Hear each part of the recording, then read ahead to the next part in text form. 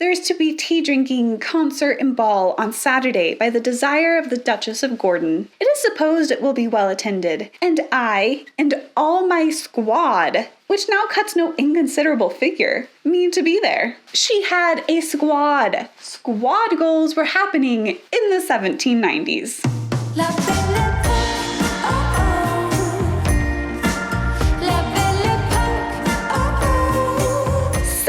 Today we are going into the fascinating life of Jane Austen's first cousin Eliza. And really, her life was even more interesting than most novels at the time, especially because it was real. So we already went into her mother's life, Philadelphia, in a different video. And today we're going to be picking up where we left off, with them headed to the continent, with Eliza as a teenager and her mother newly widowed. Do you think they'll find a husband for her in Europe? Well, discover the answer to that here today in this video. My name is Ellie Dashwood, and this is my channel where we talk about history and literature. If you like either of those things, please subscribe. So, who was Eliza? She was Jane Austen's first cousin. She's the daughter of Jane Austen's aunt on her dad's side. And her name was Elizabeth. When she was little, it was shortened to Betsy. When she grew up, it was shortened to Eliza, because as Jane Austen noted, what young woman of gentility doesn't change her name to something more glamorous halfway through her teen years? So, fashionably named Eliza and her mother are newly bereft of their father and husband, and they head off to continental Europe, where it's cheaper to live. And what will they find there? First, they head through Belgium and Germany, and Eliza just loves it. There's so many interesting places to see. Then, in the 1780s, when she's 18 years old, they get to Paris, and they settle down, and it is awesome. So Eliza becomes very accomplished in the French way. She becomes great at playing the pianoforte and also at flirting. And of course, one of the things that Eliza was highly skilled in was liking this video. She always gently pressed the like button in a very refined manner. If you would like to follow her example, please do so. Thank you. She describes life in Paris like this. Paris is, however, the city in the world the best calculated to spend the whole year in. It is not like London, where the summer months are insupportable. The walks and rides here, the amusements which continue the whole year round, the most continual residence of people of fashion, all these things render it at all times agreeable. That's right. Paris is nothing but year-round parties, and Eliza and her mother Philadelphia hit up the most grand of the parties. They find themselves instantly thrown into events like balls at Versailles, where young Eliza admires Queen Marie Antoinette's beautiful complexion. And she writes detailed information about all of the interesting fashions she sees back to her cousin Philly, who's yes, named after her mother, but her cousin Philly's stuck in the English countryside having a boring life. So, Eliza does her the great service of telling her all of the fashions and about dances. Because if you're 18 and you're beautiful and you're accomplished and you're going to the balls at the royal court of Versailles, clearly young gentlemen want to dance with you. In response to hearing about her cousin Philly's time at a ball, Eliza tells her about her own experience. I am quite fond of your opinion that plenty of beaux must have rendered your dance infinitely more agreeable. As in things of that sort, nothing is so insupportable as to see ladies sit by for want of partners. It is what seldom happens in this country. On the contrary, you have generally more in your hands than you know what to do with. I have frequently been engaged for more than 15 dances the same evening, and 8 or 10 for the next ball. That's right, Eliza has no trouble finding partners here at these balls. Of course, chaperoned by her mother, Philadelphia. But while Philadelphia is looking around for a husband for her daughter, Eliza doesn't think that she's in any danger of falling in love with anybody. Again, she tells her cousin Philly,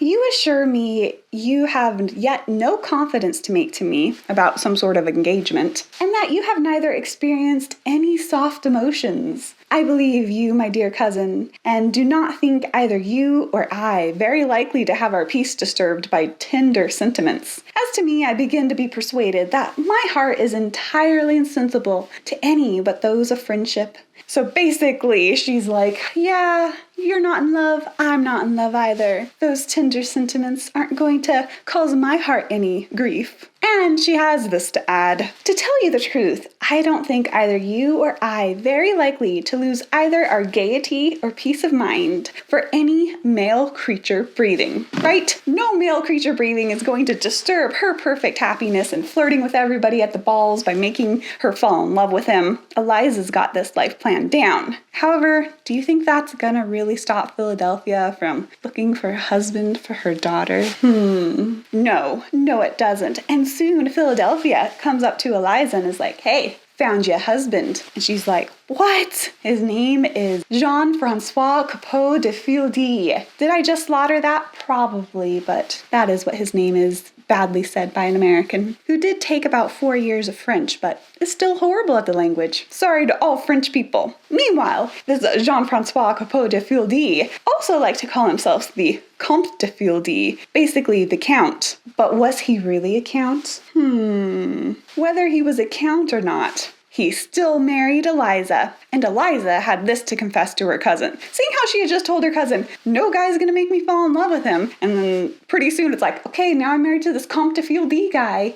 How does Eliza explain the sudden change of life situation? Like this. She says that the decision was made, you may imagine, the effect of a mature deliberation, and as it was a step I took much less from my own judgment than that of those whose counsels and opinions I am bound to follow, I trust I shall never have any reason to repent it. I must esteem myself the most fortunate of my sex. He literally adores me, entirely devoted to me, and making my inclinations the guide of all his actions. That's right, she married this guy because her mom told her to.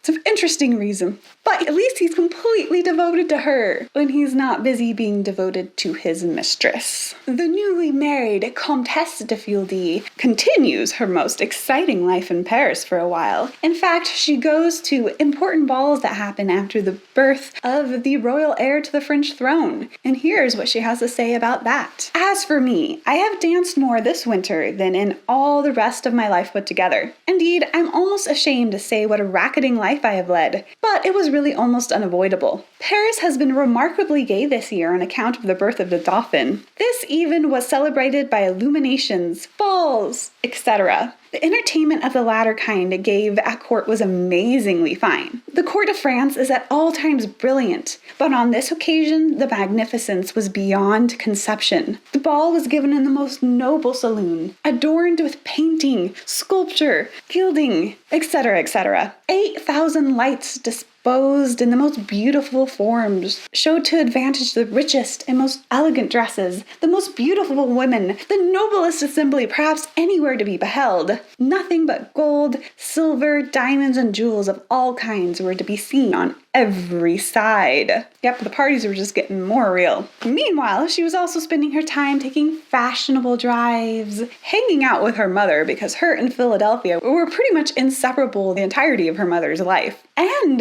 they also watched hot air balloons take off, which was very exciting for the late 1700s. Then, in 1784, her life takes a little bit of a change. Her husband gets permission to reclaim swampland, and if he can turn this swampland from swampland into usable land, he gets to own it all. And there's about 5,000 acres of it, which is a lot of land to own back in the day. And so he goes and starts using some of Eliza's money to reclaim the swampland. And so he's down there in the south of France. Meanwhile, Eliza's still living the party life in Paris without her husband. But then she's like, you know what? I should go visit my husband down there. He has an estate. I should go be the mistress of the said estate.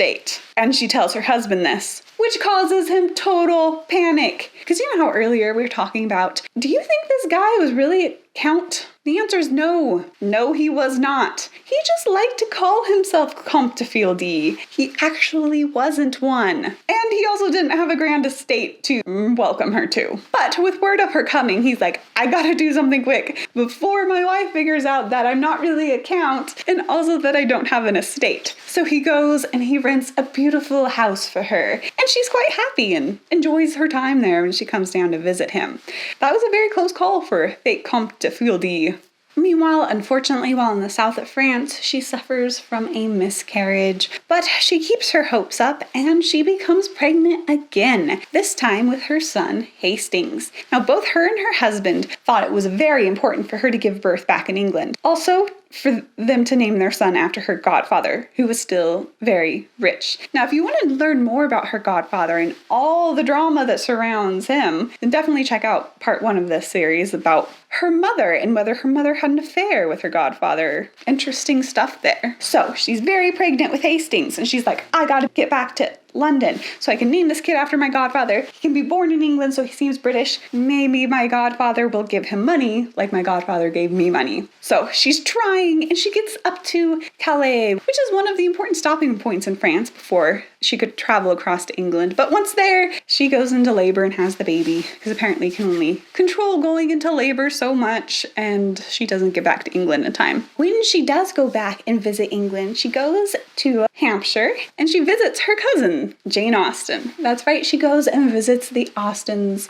And there with her mother, she makes many admirers. Because of course, this is again the era when it's okay, apparently, to marry your first cousin. So both her first cousins, Henry and James, Jane Austen's older brothers, fall madly in love with her, and they think she's the greatest thing ever. Admittedly, she's a married woman. Also, Henry's like 15 years old, but they're still hopelessly in love with her. And she continues to repeatedly visit the Austens over the years, one time even staging a theatrical with them, at which point many people assume that perhaps she was flirting with Henry behind the scenes. And that is the inspiration for Jane Austen's scenes about having a play in Mansfield Park. While also in London, she of course mixes with the highest society and even attends a royal court drawing room, which I do have a video kind of about a drawing rooms. It's more about in the Victorian era, which things had significantly changed by that time, but you can check it out with my video of how to be a debutante in Queen Victoria's royal court. Eliza eventually goes back to her husband there in France, and guess what's happening in France by this point? Revolution. There's not going to be those glittering balls at Versailles for much longer. Yep, things start getting dangerous and scary there. So by 1791, she is back in London with her mother and her son Hastings to avoid the scary revolution. Meanwhile, while her husband does come and visit her, he mostly has to stay in France because they're also having this thing that's like, if you leave us in the middle of the revolution, we're taking all your land. And he doesn't want that, so he's really stuck in France, but of course his family is safe in London. Meanwhile, Eliza's life is kind of hard because, well, her son has always had developmental delays, and he really does for the rest of his life. He dies very young. Meanwhile, her mother develops terminal breast cancer, and Eliza nurses her day and night until she does pass away. And in the midst of all of this, she does have another miscarriage. So basically, this is one of the hardest times in Eliza's life,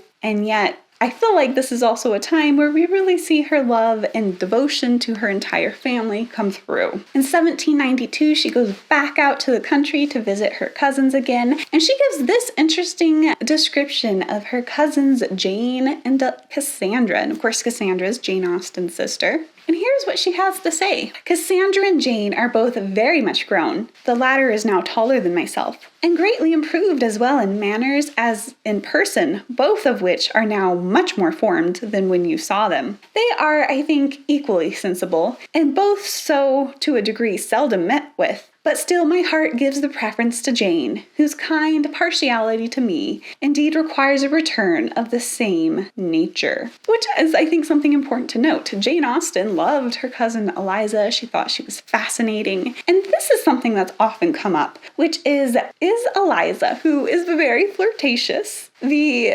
inspiration for Jane Austen's novelette, Lady Susan. Because here we have young Jane, very impressionable, watching her older cousin flirt with her brothers, even though she's married to somebody else. Yeah. Personally, I don't think Eliza is the inspiration for Lady Susan because Eliza has a very good and warm and loving heart. I think we see this both in how she mothers her son who has special needs and also the way she cared for her mother unfailingly until her death. And just there are so many other aspects of Eliza that really show her having a very good and loving heart, which is something that's completely left out of Lady Susan's character. So while Jane may have adopted some of Eliza's flirtation skills for Lady Susan, I don't think that Lady Susan is Eliza per se. Also, Jane Austen's family members say that she never based her characters off of any one particular person. In reading her works, they never saw somebody that they knew in real life, and of course they all knew Eliza, so it would have been very easy for them to identify her if that was who Lady Susan was based off of.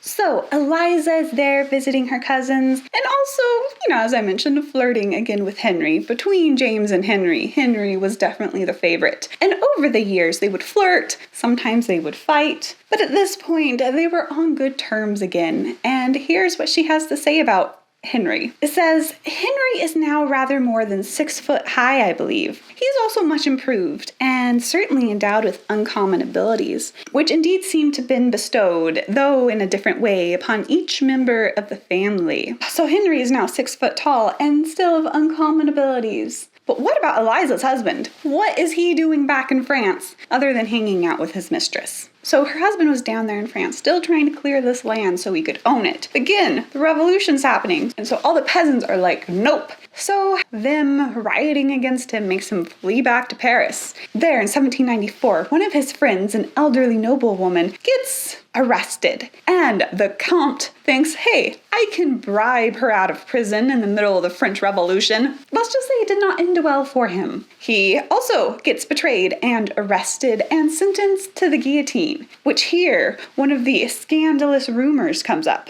which is this question of, was the Comte really who he said he was? Okay, so we've already established that the Comte actually wasn't a Comte, but this goes even deeper in that it was claimed that during his trial, he said he wasn't the Comte at all, but he was the Comte's valet that killed him and took his place and has been masquerading as his master. That's very scandalous. Now, of course, is this true? Well, this was put down in Jane Austen's family lore. However, it does not show up in the court records of his trial, and there is no other collaborating evidence. Admittedly, the most obvious thing to discredit this rumor is the fact that the guy was getting sentenced to the guillotine. So of course, he would have a strong reason to pretend that he wasn't a rich guy in the middle of the French Revolution. Anyway, if he does make this claim, the court clearly doesn't believe him, and he does die via guillotine. Yeah. So, back to Eliza, who's still in England. Now her husband is dead. What does she do? Well, she turns down marriage proposals. That is her first thing to do. So both James and Henry try to court her and get her to marry them. And to both of them, she's like, no. I've got a life to live. I'm free and single now. And there's parties to go to. And even though she's always liked her cousin Henry, basically he was at this point going to become a country parson, and she's like, that's not my lifestyle. I go high society in London, not country vicarage. So that's not going to happen. And as she also says, my impulse in favor of liberty and disfavor of a lord and master is irresistible. And it's not just her cousin Henry. As she lives in London, she has a steady string of men trying to marry her, but as she tells her cousin, she will evade marrying both parson and peer, which of course a peer is an English lord, like a earl or viscount. You can learn more about that in my video on what is an English lord. But basically, she's like, I don't care if I could become a English lady. I'm already the Comtesse de Feuillide, which is interesting that even though the title was not real, she consistently used it throughout her life and was treated accordingly to her title. Meanwhile, what does Henry do? He goes on the rebound and gets engaged to some random girl that even Eliza is like, she is a horrible flirt. How is he marrying her? When Eliza starts calling somebody else a horrible flirt, you know this girl must have been extra on some level. So she does enjoy the single life for a while. She hits up seaside resorts like Brighton, she adopts pug dogs, and she goes to balls, like this one. There's to be tea drinking, concert, and ball on Saturday by the desire of the Duchess of Gordon. It is supposed it will be well attended, and I, and all my squad, which now cuts no inconsiderable figure, mean to be there. She had a squad. Squad goals were happening in the 1790s.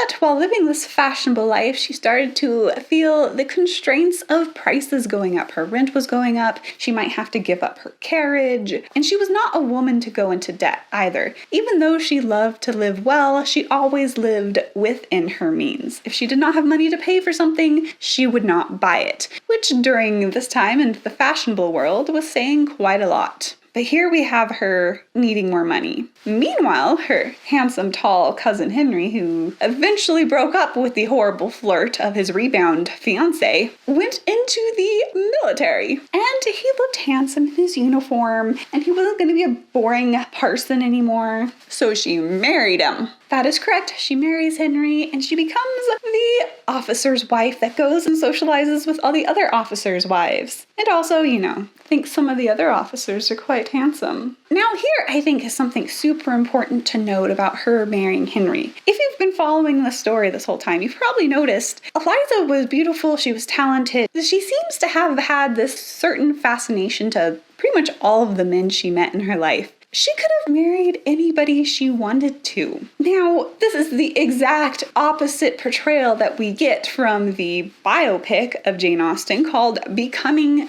Jane. There we have her depicted as a washed-up, middle-aged woman trying to seduce her handsome young cousin into marriage through bribing him with money. How much more injustice they could have possibly done to Eliza, her life, her character, and reality, I'm not quite certain. They pretty much did everything they possibly could to make it the opposite of what it was, and so I feel like Becoming Jane has much to answer for when it comes to how they depicted Eliza. But instead of her being washed up and bribing her cousin into marriage, she was the belle of the ball, and her cousin, again, had been in love with her for years. And she finally allowed him to marry her when she found it financially necessary. But Eliza's brushes with the French Revolution are not over yet. Because, remember, she's now the widow of this guy who did own a lot of that swampland now down in France. And there is money and furniture down in that house he rented for her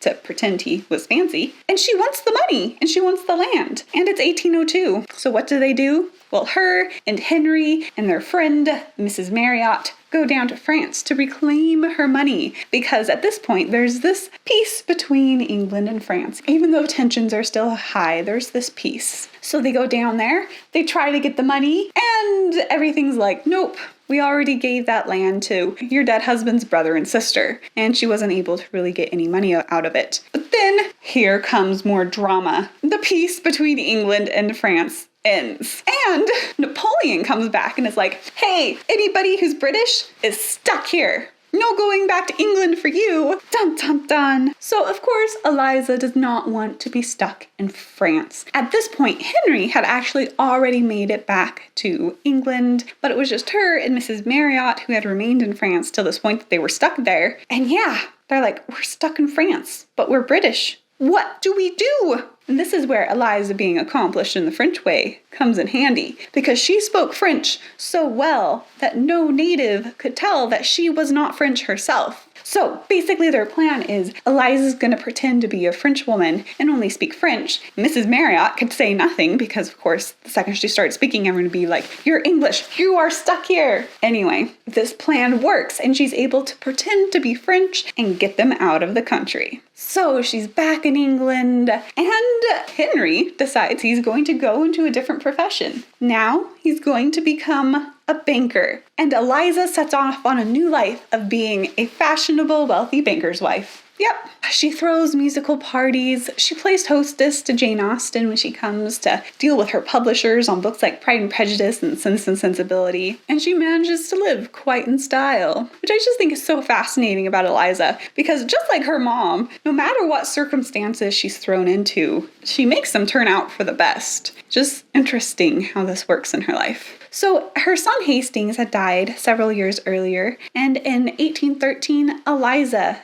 dies from possibly breast cancer. Nobody knows for sure, but her mother had died from breast cancer, and she had dealt with a breast tumor earlier in her life. There's reason to suspect that's what killed her. But anyway, she does pass away, and that is the end to this dramatic life of Eliza. Just so much stuff went down in her life. Anyway, let me know in the comments down below, if you were in Eliza's situation, do you think you would have married the fake Comte just because your mother told you to?